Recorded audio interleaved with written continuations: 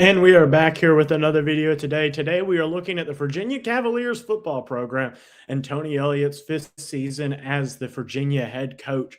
Tony Elliott looking to build upon the 11-3 year last year, so close to an ACC championship, but just falling short. Welcome to the Football Expert. My name is Reichley Ruby, and thank you all for joining me. Make sure that you hit that subscribe button down below. Only about 7% of you guys are subscribed. So make sure you hit that subscribe button down below, like the video if you enjoy it, and comment your thoughts and opinions down below. I built this channel and have been continuing to do videos because of that community. It's fun to have that community. So make sure that you comment your thoughts and opinions down below. So let's get into today's video. So first game of the year is against NC State. I believe it is the first game of the year. On August 29th. I could be wrong. There could be another. UNC and TCU is another game that's being played. So I don't know which one comes time first, but this one is in Brazil.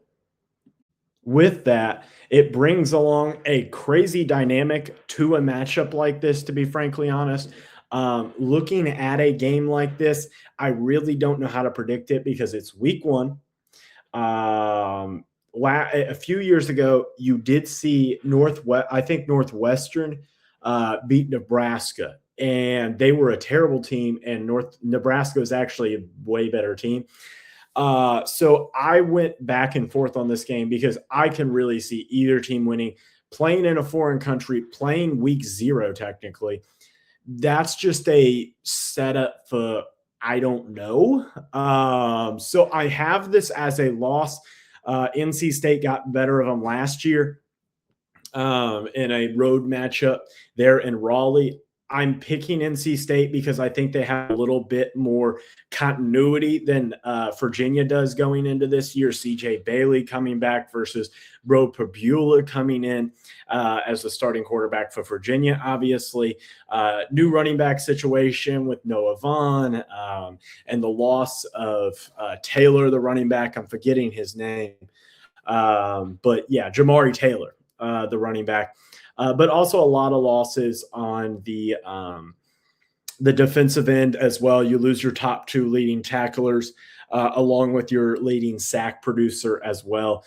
So that's a big loss. I just think that NC State, they bring back a little bit more. So I have that as a loss. Norfolk State, easy win here. You technically have a bye week in between, but I have that as a win. No issues there. West Virginia, another neutral site game, this time in Charlotte. So not really home field advantage for anybody. Not only that, but it's not like closer to one stadium and not close to the other one. So I think that this one will be an interesting game. Odd game to have at Charlotte, to be frankly honest. I don't like neutral site games. I really don't. That's just me as a college football fan. I don't like them.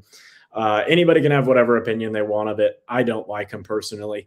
I have this as a win. I think that Rich Rodriguez has some work to do at West Virginia before I pick them over a team like Virginia, who just performed dramatically better last year. So I have this as a win. Next game on the schedule is Delaware, one of the newer FBS members, with them coming into the FBS recently. I forget what year it was. I think it was 2 years ago with Missouri State.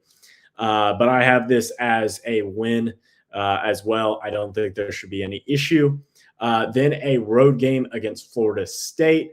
I think that this one is also a win. Personally, if you've watched my Mike Norvell video, I'm not very high on Florida State. I just think there's too many question marks. They do bring in some decent transfer portal pieces, but is it actually going to work? I don't think it's as bad as last year record-wise, but I do think that the team is just not going to compete very well. I have this as honestly, possibly even an easy win, I would say, for Virginia, 2-touchdown victory. Then a road game or a home game against Syracuse coming back after the road trip. I have this as another loss. And before you start screaming at me, Syracuse was awful, Virginia was the best team in the ACC, what are you thinking, blah, blah, blah. First of all, remember, Virginia lost to Duke last year in the ACC championship game. Duke may have been the number 2 team in the ACC technically, but seriously, it's Duke. You lost to Wake Forest as well and NC State. None of those were top level teams in the ACC. Not playing Miami was what part of allowed you to be in that ACC championship game. And remember, this is not a Virginia team that was playing pretty close with a lot of teams. North Carolina, it was a 1-point game, 2-point game against Washington State, 3-point game against Louisville, 10-point game against Cal. That one's a little bit different of a margin, and a 7-point loss to Wake Forest. If some of those games start to turn against them, 8-point win against Florida State, if some of those games turn against them, then it's not going to look good. It's just not. So I think that Syracuse is a underrated team going into this year. They're my ACC sleeper team. And I think that Syracuse with Steve Angeli will have a much better offense, and defensively they cannot get worse than they were last year. So I think Syracuse gets a win there, and a bit of an upset bid. Then a road game against SMU. I have this as a win. SMU, I think, is a very talented team. And if you want to say that they beat Syracuse, Virginia does, and then lose to SMU on the road, that's fine. You can convince me of that. I think SMU is the more talented team of the two, but it's just kind of a gut feeling with how the schedule kind of lines up. I think that there will be a bounce back game, a look ahead game against Syracuse, and then a bounce back game against SMU. Next game is a revenge game against Duke for the ACC championship loss. I have this as a win. I think that Virginia remembers that ACC championship loss and looks to take advantage of that. And when we're looking at it, I think that the offense will start to get in a little bit better shape here with Peyton Lewis, the new running back from Tennessee. I'm very high on him as well. It looks like he will be in the starting position instead of Noah Vaughn. We'll see what it ends up being. Him or Xavier Brown also is in the mix. I think that the chemistry of the offense will be gelling a lot more. Only 3 starters from last year come back, but then you also have some starters from the transfer portal and everything like that. So add in whatever you need to with that. That Virginia did lose a lot of pieces, not only to the NFL / graduation / now to the transfer portal as well. So I think that they get a win there. I have them losing at Wake Forest. I think Wake Forest beat them. Year 7 at home, kind of a sneak up game. I think Wake Forest isn't a bad team this year. And this is just kind of one of those games that's kind of a counterbalance to where I think Virginia is at, because not to play any I'll say that at the end. Bye week, and then they play Cal at home. Fortunately, don't have to go cross country. Easy win there. I don't think Cal is a very good team. They have a very good quarterback, but outside of that, it just doesn't look good. It doesn't look good. I think defensively, Virginia will be enough to slow him down. Then a home game against UNC. If they don't win this game this year, if it's not a blowout, I'm going to be very concerned, because how are you not blowing a UNC team that just isn't good? They're just not good. Bill Belichick is way over his head, and to be frankly honest, he's hurting his legacy as a head coach. Like, it's not even just doing it for the love of the game. Like, maybe. I don't know. Either way, either way, Bill Belichick, not a very good college football head coach. Final game of the season is obviously the rival in Virginia Tech, a road game in Blacksburg. 20-point win last year, easy win for Virginia Tech, or for Virginia.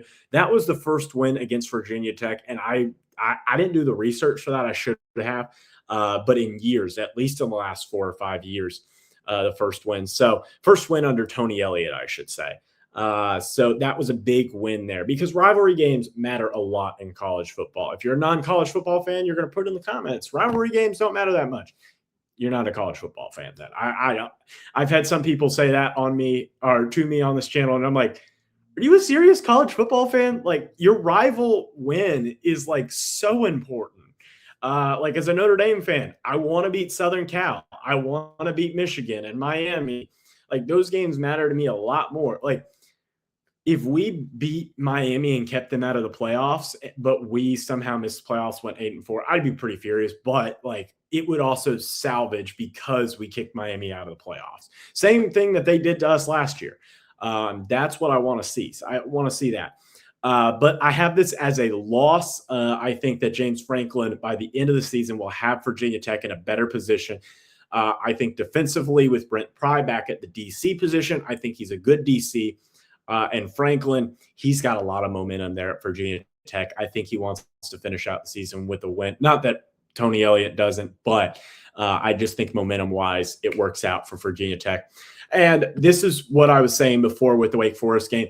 I think Virginia is an 8-4 team. I just don't see them finishing 9-3, really playing well in the conference play as well as they did last year. So I have them going 8-4 overall, 6-3 in conference. And I think that's pretty fair.